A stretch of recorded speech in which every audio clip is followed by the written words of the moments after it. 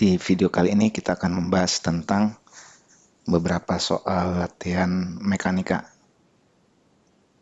Kita lihat dari soal nomor 1, kata soal, perhatikan gambar, benda dilepas dari titik A, menempuh lintasan ABCDEF, menumbuk pegas, tak bermassa di titik E dan berhenti saat di titik F. Lintasan BC dan DEF licin, lintasan CD kasar. Pernyataan berikut yang benar adalah, kalau kita lihat pernyataan A, energi potensial gravitasi di titik A lebih besar daripada energi kinetik di titik C. Nah, benda dilepas dari A, sepanjang geraknya menuju C ini tidak ada gesekan, berarti berlaku hukum kekalahan energi mekanik. Berarti seluruh energi potensial di A berubah menjadi energi kinetik di C seluruhnya. Atau berarti kita tuliskan di sini, energi potensial gravitasi di A seluruhnya berubah menjadi energi kinetik di C. Berarti pernyataan A salah. B, usaha oleh gaya gesek sama dengan perubahan energi kinetik dari C ke D. Dari C ke D ini ada gesekan karena lantai kasar. Berarti dari C ke D ada pengurangan energi kinetik. Berkurang berubah menjadi usaha oleh gesekan. Berarti kita tuliskan di sini, usaha oleh gaya gesek sepanjang CD itu sama dengan energi kinetik di C dikurang energi kinetik di D. Berarti pernyataan B betul. Kita lihat yang C, energi kinetik di titik E lebih kecil daripada energi kinetik di titik D. Sepanjang DE, lantai licin, tidak ada gesekan, maka berlaku hukum kekalahan energi mekanik, berarti energi kinetiknya tetap, ya, tidak berkurang dari D ke E. Kita tuliskan energi kinetik di E ini sama dengan energi kinetik di D. Berarti pernyataan yang C salah. Yang D, energi kinetik di titik E lebih besar daripada energi potensial pegas maksimum. Di titik E, selama benda bergerak dari E ke F, terjadi perubahan energi kinetik menjadi energi potensial pegas. Di F, pegas tertekan maksimum berarti energi potensialnya maksimum. Benda sempat berhenti berarti energi kinetiknya 0. Seluruh energi kinetik berubah menjadi energi potensial pegas. Kita tuliskan energi kinetik di E seluruhnya berubah menjadi energi potensial pegas di titik F. Berarti sama dengan, ya. Berarti yang D ini salah.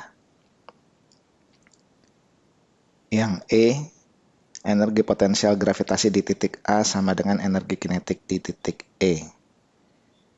Selama benda bergerak dari A ke E, sempat terjadi perubahan pengurangan energi mekanik karena ada gesekan antara C dan D. Berarti sampai di E, ini energi mekaniknya berkurang. Berarti energi kinetik di E lebih kecil dari energi potensial di A. Kita tuliskan, energi potensial di A ini lebih besar dibandingkan dengan energi kinetik di E. Pernyataan yang E salah. Berarti jawabannya yang B.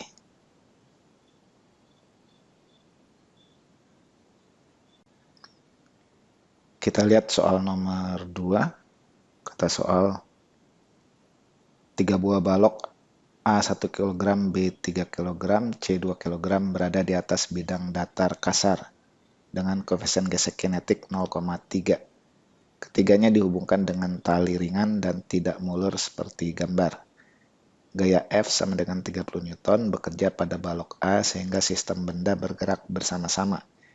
Jika G sama dengan 10 meter per sekon kuadrat, maka tegangan tali antara balok B dan C adalah, nah di sini kata soal ada gaya F aksen sama dengan 30 Newton bekerja pada sistem balok, ya, sehingga akan timbul gaya gesek di C, di B, dan di A. Nah, kalau kita pandang ketiga balok ini sebagai satu sistem, maka kita bisa membuat persamaan. Untuk sistem ketiga balok ini berlaku hukum 2 Newton. Sigma F sama dengan MA. Nah, sigma F-nya ini berarti gaya F aksen dikurang gaya kinetik total yang bekerja pada sistem, ini sama dengan massa total sistem kali percepatan sistem. Nah, ini gaya luar dikurang FK totalnya, ini berarti mu K dikali N totalnya, berarti NA tambah NB tambah NC. Nah, ini sama dengan massa total. Massa totalnya berarti MA tambah MB tambah MC dikali A. Kita masukkan nilainya. Gaya luarnya 30 Newton. Mu K-nya 0,3. Gaya normal A itu sama dengan 10. NB 30. NC 20. Ini sama dengan massa A-nya 1, B-nya 3, C-nya 2. Nah, ini berarti 30 dikurang 0,3 kali 60 sama dengan 6A. Nah, berarti 30 dikurang 18 sama dengan 6A. 6A sama dengan 12. A-nya berarti sama dengan 2 meter per sekon kuadrat. Ditanyakan di soal, tegangan tali antara balok B dan C. Kalau ini tegangan talinya kita beri nama T1. Berarti T1 bisa kita cari dengan meninjau balok C. Kita tinjau balok C, berlaku hukum kedua Newton. Sigma FC sama dengan MC kali A. Sigma FC-nya ada dua gaya yang bekerja dalam arah mendatar, yaitu T1 dikurang FKC. Ini sama dengan MC kali A. Berarti T1 dikurang FKC-nya adalah mu K kali NC sama dengan MC kali A. Berarti T1 dikurang mu K-nya 0,3. NC-nya adalah 20 sama dengan 2 kali A-nya 2. Ya, berarti T1-nya sama dengan 4 ditambah 6 sama dengan 10 Newton. Jawabannya yang A.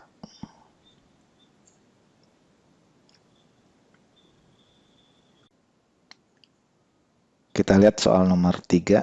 Kata soal, benda kecil A bermassa M dilepas dari tepi atas mangkok setengah bola licin dengan jari-jari R. Menumbuk benda B bermassa M yang diam di dasar mangkuk. Tumbukan terjadi secara tidak lenting sama sekali. Ketinggian maksimum yang dicapai benda dihitung dari dasar mangkuk adalah, nah, kalau kita gambarkan, mula-mula ada benda di posisi 1, kemudian merosot menumbuk benda di dasar mangkuk. Kalau kita gambarkan, berarti terjadi tumbukan yang kata soal tidak lenting sama sekali nih. Ini keadaan 2, terjadi tumbukan. Kemudian karena tidak lenting sama sekali berarti keduanya bergerak bersama-sama sampai naik ke ketinggian tertentu. Ini kita beri nama keadaan 3, berarti ketinggiannya kita beri nama H3. Nah, ini berarti ketinggian awal. H1-nya sama dengan R. Jari-jari dari mangkuk. Nah, ditanyakan H3 ini berapa? Berarti bisa kita cari. Pertama, benda A merosot ke bawah, begitu sampai di bawah, ini berdasarkan hukum kekalahan energi mekanik bisa kita tentukan ketika sampai di bawah, dia memiliki kecepatan kita beri nama VA2. Nah, ini VA2-nya akan sama dengan VA2-nya. Ini sama dengan akar 2 GH1 ya, dari hukum kekalahan energi mekanik. H1-nya sama dengan jari-jari dari mangkuk. Berarti kita tuliskan ini sama dengan akar 2GR. Kemudian terjadi tumbukan yang tidak lenting sama sekali. Nah, tumbukan tidak lenting sama sekali itu berarti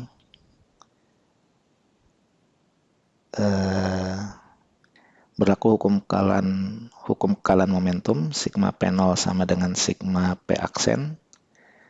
Sigma P0-nya berarti massa benda A kali kecepatan benda A sebelum tumbukan tambah benda B-nya diam, berarti momentumnya 0, sama dengan, kan tidak lenting sama sekali, berarti benda A dan benda B bergerak bersamaan, kecepatannya kita beri nama V2 aksen. Kita masukkan nilainya, massa benda A-nya M, kecepatannya akar 2GR, sama dengan massa benda A sama dengan massa benda B sama dengan M, berarti ini 2M dikali V2 aksen. Nah, ini M-nya bisa dicoret. Berarti V2 aksen ini sama dengan akar 2GR per 2. Berarti ini sama dengan akar GR per 2 ya. Karena 2 di sini bisa dirubah menjadi akar 4. Akar 2 per 4 berarti sama dengan akar 1/2 gitu ya. Nah, terakhir kita sudah mengetahui kecepatan kedua benda setelah tumbukan. Nah, dari posisi 2 ke posisi 3, ini benda naik, terjadi perubahan energi kinetik menjadi energi potensial, berlaku hukum kekalahan energi mekanik. Nah, berarti dari hukum kekalahan energi mekanik kita dapatkan V2 aksen itu akan sama dengan akar 2G H3. Nah, V2 aksennya nilainya ini akar GR per 2, ini sama dengan akar 2GH3. Berarti kita tuliskan sama-sama akar, akarnya kita buka. Ada G-nya kita coret, berarti sisanya R per 2. R per 2 sama dengan 2H3, berarti H3-nya sama dengan R per 4. Nah, berarti jawabannya yang A.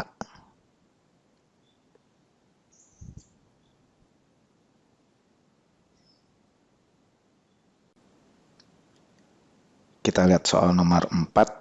Kata soal, berikut ini adalah grafik posisi terhadap waktu gerak parabola pada bidang XY karena pengaruh gravitasi bumi. Perhatikan pernyataan berikut. Kecepatan awal benda 50 meter per sekon, sudut elevasi awal 4 tangan alfa 4/3, tinggi maksimum 80 meter, kecepatan saat T 2 sekon adalah 60 meter per sekon. Mana pernyataan di atas yang benar? Ini grafiknya. Nah, untuk mengetahui kecepatan awal benda berarti kita cari dulu komponen kecepatan awal dalam arah horizontal dan vertikal. Dalam arah horizontal bisa didapatkan dari grafik X terhadap T. Ini grafik X terhadap T berarti V0 X. Karena dalam arah mendatar geraknya adalah GLB, komponen kecepatan mendatarnya konstan, berarti V0 X sama dengan Vx. Ini sama dengan X per T. Ya, masukkan saja nilai X-nya 240, T-nya 8, berarti V0 X-nya sama dengan 30 meter per sekon. Kemudian V0 Y-nya bisa didapat dari grafik Y terhadap T ini. Nah, di sini terlihat bahwa saat T-nya 4 sekon, benda mencapai ketinggian maksimum, yaitu 80 meter. Ini adalah saat T-nya 4 sekon, Y-nya sama dengan ketinggian maksimum. Berarti dari sini, ingat di ketinggian maksimum, ini kecepatannya saat ini sama dengan 0, ya, tepat ketika benda ada di titik tertinggi. Nah, ini kita manfaatkan dari persamaan GLBB. VT sama dengan V0 plus AT, karena komponen gerak dalam arah vertikal ini adalah GLBB, gerak vertikal ke atas, gitu ya. Berarti masukkan VT di titik tertinggi, VT-nya 0, V0-nya berarti sama dengan V0Y, komponen kecepatan dalam arah vertikal. A-nya sama dengan min G, karena arahnya ke bawah. T-nya untuk mencapai titik tertinggi butuh waktu 4 sekon. Berarti T-nya kita masukkan 4. Nah, di sini berarti V0Y-nya sama dengan 10 kali 4 sama dengan 40 meter per sekon. Nah, berarti kecepatan awal benda V0 bisa dicari sama dengan, karena V0 X dan V0 Y-nya tahu, berarti kita pakai rumus Pythagoras sama dengan V0 X kuadrat tambah V0 Y kuadrat. Nah, ini berarti 30 kuadrat tambah 40 kuadrat sama dengan 50 meter per sekon. Berarti pernyataan 1 betul. Pernyataan 2, sudut elevasi awal karena sudah diketahui V0Y-nya 40, V0X-nya 30, Berarti sudut elevasinya ini alfa, tangan alfa berarti sama dengan sisi depan 40 per sisi samping 30, ya sama dengan 4/3. Berarti pernyataan 2 betul. Kita lihat pernyataan 3. Tinggi maksimum yang dapat dicapai 80 meter. Terlihat dari grafik, benda mencapai Y maksimum 80 meter, kemudian turun lagi. Berarti pernyataan 3 betul. Pernyataan 4, kecepatan benda saat T sama dengan 2 sekon adalah 60 meter per sekon. Ini tidak mungkin, karena benda di awal, kecepatan awalnya 50 meter per sekon, ya. Nah, ini adalah kecepatan paling tinggi yang dimiliki benda. Kenapa? Karena saat ini energi potensialnya 0, energi kinetiknya maksimum. Begitu benda melayang di udara, energi kinetiknya berkurang berubah menjadi energi potensial, sehingga kecepatannya akan lebih kecil dari 50 meter per sekon. Baru ketika akan tiba lagi di tanah, energi potensialnya 0, energi kinetiknya balik ke nilai semula, berarti baru kecepatannya mencapai 50 meter per sekon lagi. Berarti pernyataan 4, kecepatannya 60 meter per sekon, ini tidak mungkin.